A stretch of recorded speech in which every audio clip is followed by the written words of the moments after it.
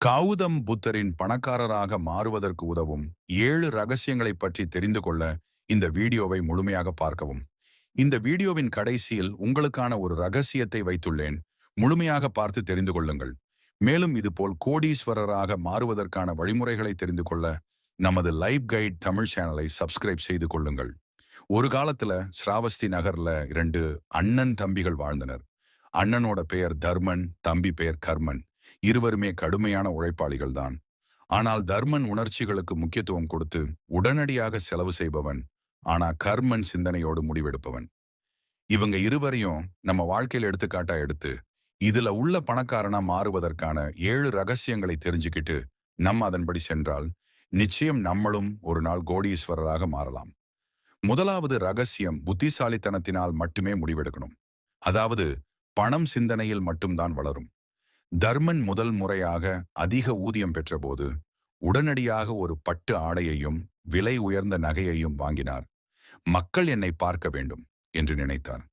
ஆனால் கர்மன் அதே பணத்தில் தன் திறமையை மேம்படுத்த ஒரு கணக்கு நிர்வாக பாடத்தில் முதலீடு செய்தார்.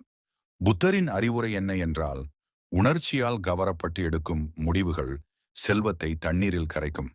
பணம் நெஞ்சத்துடன் இல்லை, சிந்தனையுடன் மட்டும்தான் சேர்ந்திருக்கிறது. நம்ம ஆடம்பர வாழ்க்கையை ஆசைப்பட்டோம்னா கண்டிப்பா நம்மளோட பணங்களை நம்ம இழக்க நேரிடும்.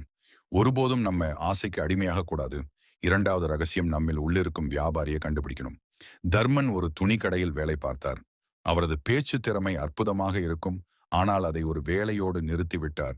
கர்மன் கணக்கு நிர்வாகத்தில் தேர்ச்சி பெற்றதும் மற்ற சிறு வணிகர்களுக்கு நிதி ஆலோசனை வழங்கத் தொடங்கினார். அவருடைய கூடுதல் திறமை அவருக்கு ஒரு புதிய வருமான வழியை திறந்து கொடுத்தது.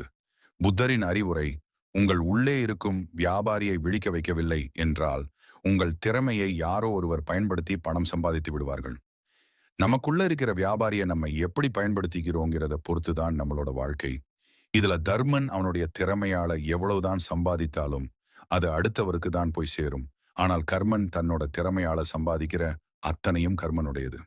மூன்றாவது ரகசியம், சுற்றுப்புறத்தில் இருக்கிற ஆற்றல். தர்மன் எப்போதும் விரைவாக பணம் சம்பாதிப்பது எப்படி, எல்லாவற்றையும் கடனில் வாங்குவது ஒரு பெருமை என்று பேசும் நண்பர்களுடன் மட்டுமே செலவிட்டார். ஆனால் கர்மன் தினமும் கடினமாக உழைக்கும், முதலீடு பற்றி பேசும் சிறு வணிகர்களை சந்தித்து அவர்களின் வளர்ச்சி மனப்பான்மையை கற்றுக்கொண்டார்.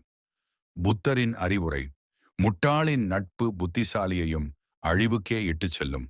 உங்களை உயரமாக சிந்திக்க வைக்கும் மக்களுடன் இருங்கள்.